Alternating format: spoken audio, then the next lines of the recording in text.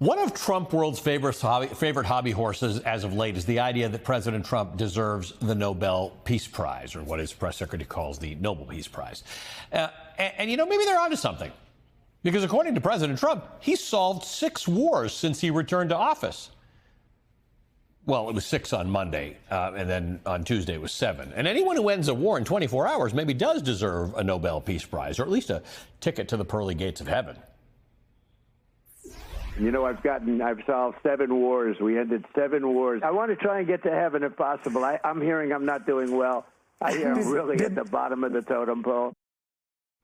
But hold on. As of yesterday, it was, let me check my papers here, 10 wars.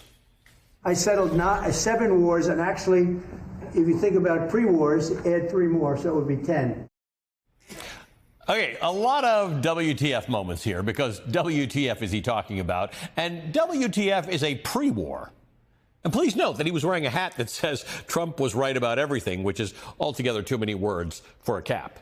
He also says he's, quote, averaging about a war a month, which is truly impressive. Bravo, Mr. President. I've always said that Donald Trump has got a knack for peacemaking and uniting the people. Earlier this month, the White House clarified which wars the so-called president of peace claims to have resolved. They are the conflicts between Armenia and Azerbaijan, the Democratic Republic of Congo and Rwanda, India and Pakistan, Israel and Iran, Cambodia and Thailand, Egypt and Ethiopia, and Serbia and Kosovo. Now, Donald Trump has intervened in several global conflicts this year. In some cases, he's been credited with calming tensions temporarily. In other cases, his role in the peacekeeping is kind of murky. And some of the wars he says are over are far from over. Let's start with Armenia and Azerbaijan. In the simplest of terms, they've been fighting over territory and tensions, and things have really heated up in the last few years. The leaders of Armenia and Azerbaijan visited the White House on August 8th. They signed an agreement which reopens transportation routes and creates a major transit corridor that will be renamed Trump Route for International Peace and Prosperity. The acronym, if you say it, is TRIP, which is a really bad word for a road. Both leaders nominated Trump for the Nobel Peace Prize. But the border remains closed between Armenia and Azerbaijan, and there are upcoming negotiations between the two which could reignite the conflict. And the deal they signed is not a peace treaty. It's progress, but a war solved? Highly debatable. Spoiler alert for the rest of this list, by the way. It's about as close as we get to an actual solved war.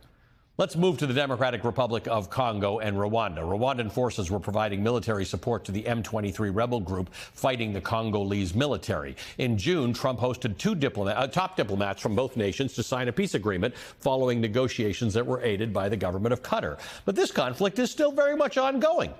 This week, the rebels walked away from peace talks. In July alone, Human Rights Watch estimates that the rebel forces killed 140 civilians after the peace agreement was signed. How about India and Pakistan?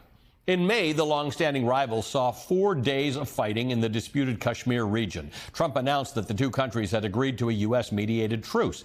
Pakistan then nominated Donald Trump for the Nobel Peace Prize, because doesn't everybody? India isn't giving the credit to Trump. And turning out to the Middle East and Israel's conflict with Iran in June, after 12 days of strikes between the countries and U.S. strikes on Iranian nuclear sites, Donald Trump announced a ceasefire between Israel and Iran. Israel has paused its military campaign against Iran, but Iran's nuclear program remains an issue, mainly because Trump took the U.S. out of the 2015 nuclear deal. And talks between the U.S. and Iran over its nuclear program are stalled. This may be less war solved and more war put on pause.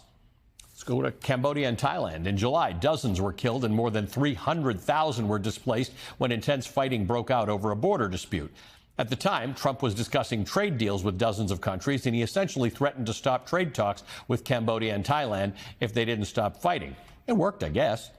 Fighting has stopped between the two, but the underlying issues of the conflict have not been addressed at all. So perhaps another war on pause. From here, we get into conflicts that aren't wars by any definition, like the conflict between Egypt and Ethiopia. They're not engaged in an armed conflict. They're at diplomatic odds over Ethiopia's construction of a dam, which Egypt fears is going to affect the water that goes into the Nile River. Trump has said the U.S. will facilitate relations between the two countries to resolve the dispute. No war. But he also, for some reason, claimed that the U.S. paid for the Ethiopian dam. which Ethiopian officials have denied. So not really sure what's going on with that one. And finally, Serbia and Kosovo. Again, not an actual war. Serbia, of course, does not recognize Kosovo, instead claiming that it's part of Serbia. The two nations normalized economic relations in 2020 during the first Trump administration. Trump says his diplomatic efforts in 2020 have prevented an outbreak of violence. So maybe that's the pre-war that he's talking about. So yeah, 6 to 10 wars solved by one man in 7 months. Seems unlikely, but hey, we're dealing with Donald Trump here, so I've got no reason not to believe him. Joining me now is Anna Marie Cox, political columnist for the New Republic and host of Space the Nation podcast. Anna Marie, great to see you.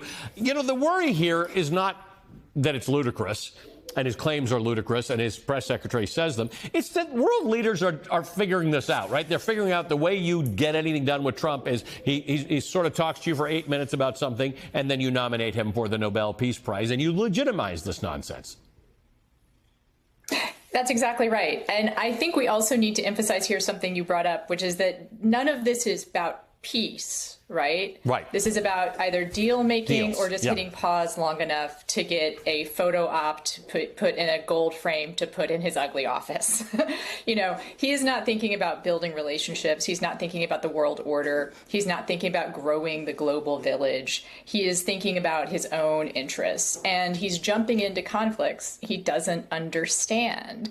And the confidence with which he does this is flabbergasting, I think. And you've reviewed some of these things. Do you think he could name these countries on a map? Do you think if we pointed them out, he would pass that quiz? I mean, to be sure, like a lot of Americans wouldn't, but a lot of Americans aren't saying they deserve the Nobel Peace Prize. Right, that's the distinction, This right? isn't You can come in and say, it's I'm a not president diplomacy. who's focused on domestic issues, and this isn't really my thing or whatever, but he's actually claiming it's his thing. In fact, a few weeks ago when he was with the head of the EU and a reporter asked him about this, you could see he was doing what he calls his weave, right? They asked him about Cambodia and Thailand. He didn't really have an answer. Then he talked about India and Pakistan. Then he talked about Congo and Rwanda. And then he talked about 7 million people being killed in Rwanda by machetes, which was 2 million, and it was the Rwanda genocide that ended in 1994 that had nothing to do with anything to do with Congo and Rwanda today that he's dealt with. So he doesn't know. That's the thing. There's no intimate relation. He couldn't name one leader who he had met with. Cambodia and Thailand, he talked about the two guys with whom we trade. I mean, it would be a joke if it weren't actually about lives and wars. It is a joke. I mean, the line that I came up with that I was afraid to use almost is that he's auditioning for a Nobel Peace Prize, but it's more like the Gong Show, except it has terrible, terrible consequences and stakes, right? I mean, these are thousands, tens of thousands, millions of lives on the line in some cases, and whole regimes that don't deserve to be legitimized as well. I mean, the other through line through all of this is that he doesn't see these things in terms of negotiations with a compromise, but deals with a winner and a loser. Right? Mm-hmm. And the strong deserve to win, and the weak just need to realize they're losing. That is how he views life. That is how he views domestic issues as well as those abroad. That's actually a really interesting through line to me, which may not be obvious to everyone, which because at home he's all bellicose and saber rattling, and abroad he seems like he says he's trying to negotiate peace. But it is all around the strong deserve to win, the weak just need to stop fighting. He's not Ukraine ever really is a great example, peace. right? He's negotiating surrender. Ukraine is a perfect example. He keeps saying, the last time that Zelensky was at the White House, he said, you don't have the cards. And then this last time after he met with Putin, he said to Ukraine, well, they're the bigger, more powerful country, so you're going to have to make a deal. But again, it's the word deal. It's the concept of I am a deal maker, not I understand the underlying issues here, and they're complicated, right? He kept on saying he was going to solve the Ukraine war on day one, and then it was many months in when he said, you know, this is kind of complicated. Well, so he's marketed himself as a negotiator, right, because of his real estate background. What I find ironic there is that, I don't know, I've had real estate deals in my life. It is totally possible to walk away from a real estate deal and feel like but everyone to feel like they got what they wanted, right? Like a win-win is completely possible. Yes. Trump does not believe in win-wins. For him, winning means someone has to lose, right? if someone thinks it's a win-win, that means it's a lose-lose. Like, so for him, there's only win-lose or lose-lose. Does that make any sense? Like, someone has to be weak in every negotiation. If someone doesn't walk away feeling like they didn't get what they want, then it's not a win for him. So he's a terrible negotiator. I mean, all he's doing in these imagined diplomatic efforts, even, right? Like, it's not doing, he's actually doing it, is picking the loser, not even picking the winner. Like, he's trying to make the loser realize they've lost. Yeah, it's a whole different kind of negotiation than we're used to. Kind of amazing that we even have to have the conversation, but he says it enough that I just wanted to let people know about these 6, 7, 8, 9, 10 wars, the 3 pre-wars. Can I jump in one thing here? Yeah. Which is that I think this is important for Americans to pay attention to, because there are some important reminders and lessons that we'll see when these deals inevitably fall apart, which is authoritarianism is fragile, right?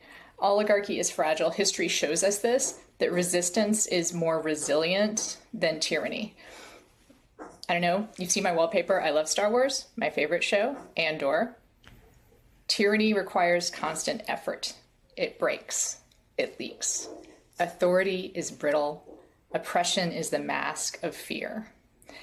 Trump has built his regime on that authoritarianism and that fear, and it is brittle. And I believe it will break. They always do.